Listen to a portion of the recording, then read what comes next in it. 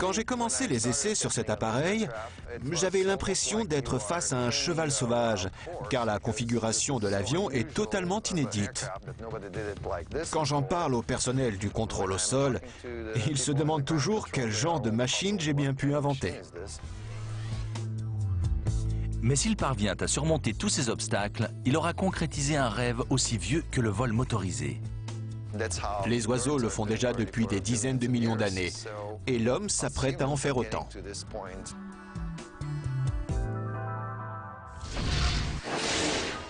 Dans le futur, lorsque vous ne vous sentirez pas l'âme de piloter votre propre avion, vous pourrez embarquer dans un appareil grand luxe qui modifiera radicalement l'image que vous avez des vols commerciaux. On veut recréer la magie du vol. Pete Gard est designer au Boeing Concept Center. On s'intéresse à l'espace vital, à la manière dont les gens interagissent dans des espaces confinés. Avec son équipe, il cherche le moyen de donner plus de majesté à l'avion, avec des entrées somptueuses, des verrières et de grands hublots. Il songe à des éclairages artistiques pour créer des ciels diurnes et nocturnes en s'inspirant de Disney, du Cirque du Soleil et même d'Hollywood. Certaines des techniques innovantes auxquelles nous nous intéressons viennent directement des films de science-fiction. Dans les avions futuristes imaginés par Pete, vous aurez littéralement le monde à vos pieds et vous pourrez explorer votre destination depuis le ciel. Vous pourrez voyager dans une cabine privée et discuter en réseau avec les autres passagers. Vous pourrez vous créer des relations qui dureront bien après votre voyage. Le gros porteur de demain sera d'un luxe encore jamais atteint. Mais imaginez un vol à bord d'un hôtel 5 étoiles. Ce sera l'atmosphère d'un paquebot sans les limites imposées par l'océan. Fred Edgeworthy a une vision très innovante de l'avion du futur. Il a la taille d'un terrain de foot. Lorsqu'il décolle, il jette une ombre monumentale sur le sol. Il impressionne tous ceux qui le voient. Ce sera un appareil complètement extraterrestre. L'Aeroscraft, haut de 5 étages, flotte grâce à une énorme bulle remplie d'hélium entourant un habitacle de près de 2800 mètres carrés.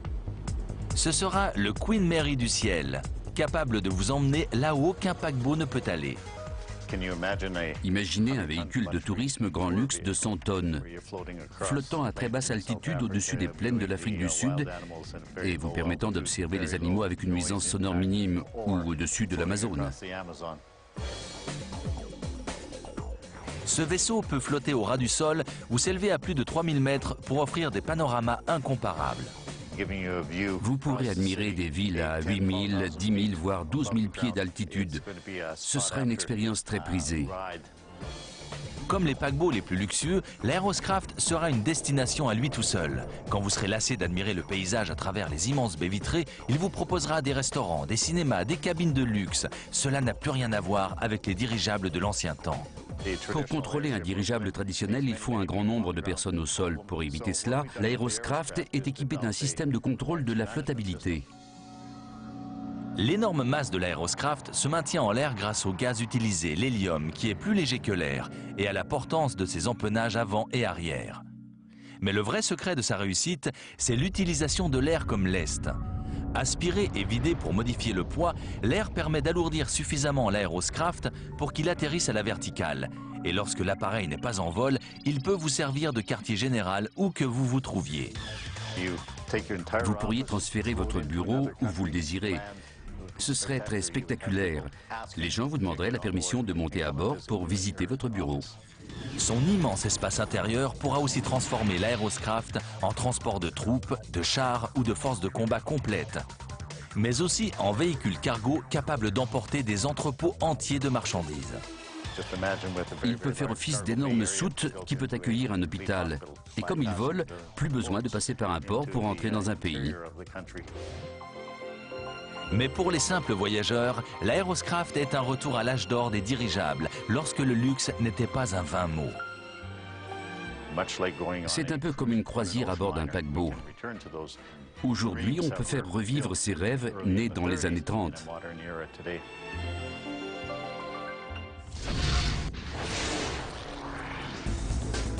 Que vous recherchiez vitesse ou luxe, dans le futur, le transport aérien sera beaucoup plus présent dans votre vie quotidienne. Devons-nous nous attendre à des embouteillages dans les nuages? Le nombre de vols va doubler ou tripler dans les 20 ou 30 prochaines années. En enclenchant un bouton, on pourra se rendre où on veut aux États-Unis. Où je veux, quand je veux. Les avions de demain ressembleront de plus en plus aux voitures d'aujourd'hui. Allons-nous vraiment vers un futur où tout le monde volera? Un futur sans bouchon d'1 kilomètre de haut? Tous ces hommes y croient. Il faut voir l'espace aérien comme une chose abondante, pas comme une rareté. Bruce Holmes était responsable de la stratégie au centre de recherche de la NASA de Langley. Avec Dayjet, sa nouvelle société, il veut agrandir le ciel.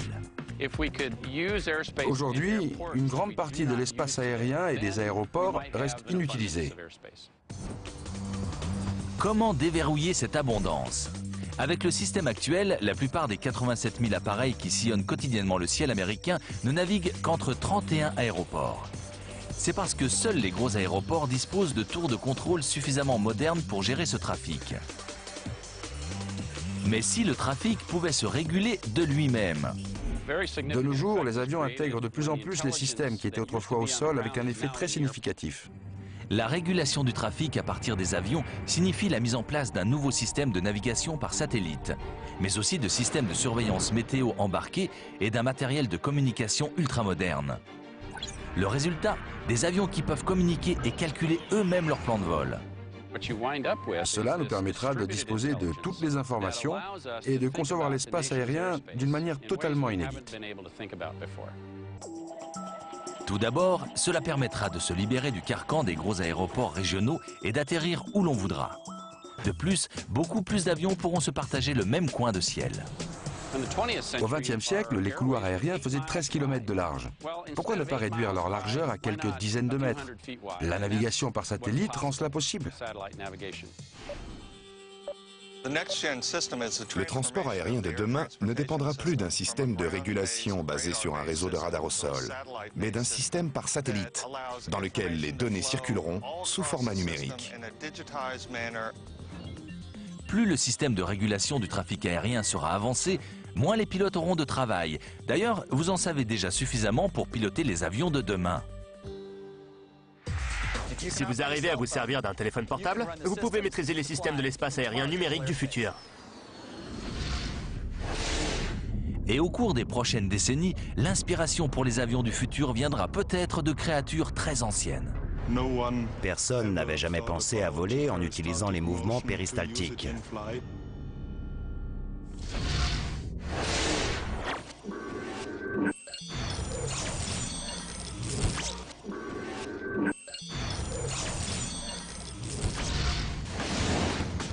Nous volerons peut-être bientôt à bord de vaisseaux grand luxe et de jets personnels, mais serons-nous capables de piloter ces engins?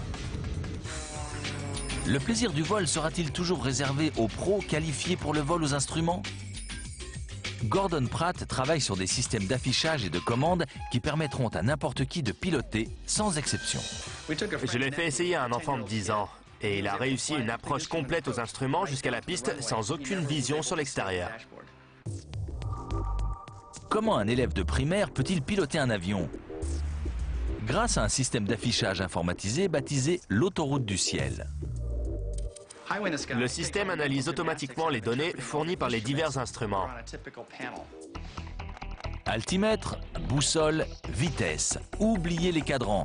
Tout ce qui vous intéresse, c'est ça.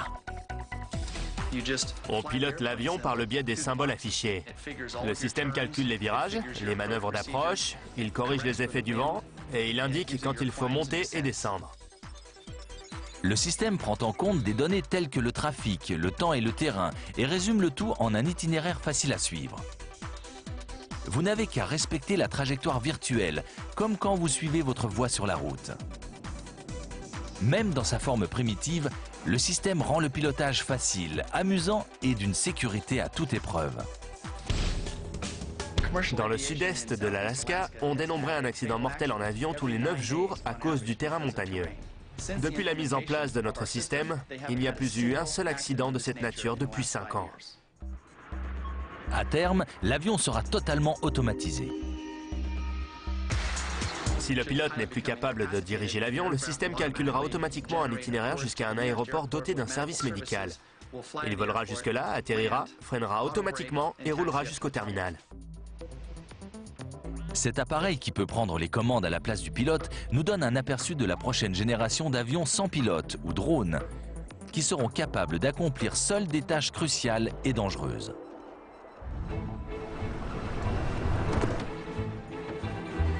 L'avenir, ce sont les missions de secours.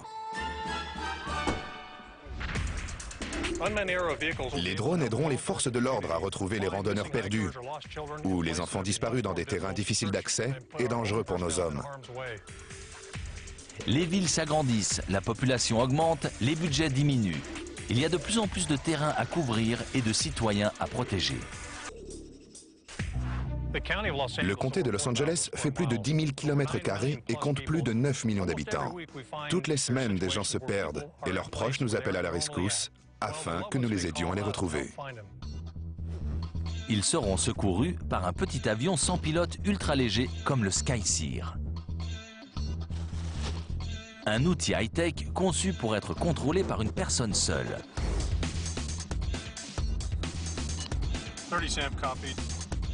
Lorsque la police reçoit un appel au secours, le Skyseer entre en scène. Un homme et un drone pour fouiller un terrain difficile d'accès. Imaginez que vous vouliez vous aérer un peu et que vous partiez camper ou faire une randonnée en pleine nature, mais que vous vous perdiez ou que vous vous retrouviez dans une situation imprévue. C'est là que le Skyseer déploie ses ailes. Il ressemble à n'importe quel avion télécommandé, mais c'est en réalité un condensé de technologie. C'est un véritable appareil de reconnaissance avec navigation par GPS, caméra thermique et transmission vidéo longue distance. Il suffit de quelques minutes pour le monter et l'envoyer. On peut le programmer selon des coordonnées précises ou le guider pendant qu'il survole la zone qui vous intéresse. Un système de surveillance aérienne automatisé nous permet de couvrir une zone plus large en moins de temps. C'est peut-être ce facteur temps qui fera toute la différence entre la vie et la mort pour la personne en détresse.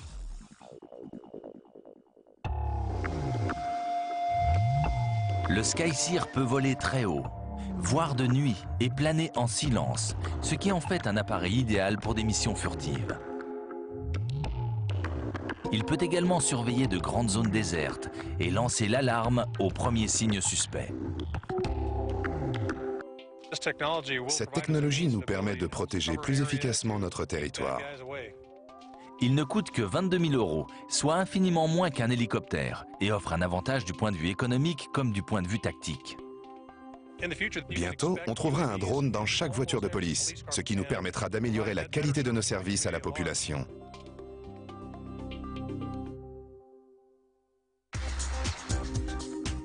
Toute cette intelligence embarquée à bord de nos futurs appareils nous offrira un choix plus large dans le ciel.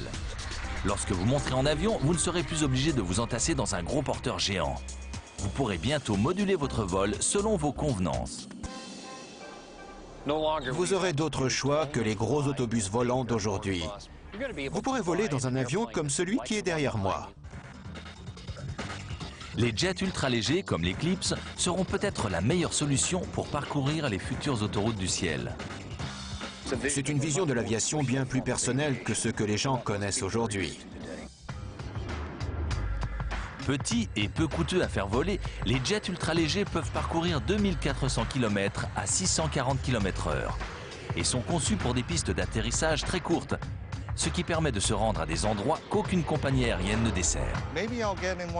Avec l'un de ces jets ultra légers, de la taille d'un gros 4x4, on peut emmener sa petite famille en vacances. Que vous vous sentiez ou pas l'âme d'un pilote, les jets ultra légers, combinés avec la nouvelle génération d'avionique en réseau, transformeront peut-être la manière dont vous utilisez le ciel. Il vous suffira peut-être de sortir dans la rue et de siffler un avion taxi qui vous emmènera là où vous le souhaitez. L'avenir de l'aviation s'annonce passionnant car le vol motorisé entre à peine dans son 2e siècle. L'avenir nous réserve peut-être de véritables paquebots du ciel. Et quelques inventeurs innovants cherchent l'inspiration dans l'océan pour nous proposer une manière radicalement nouvelle de voler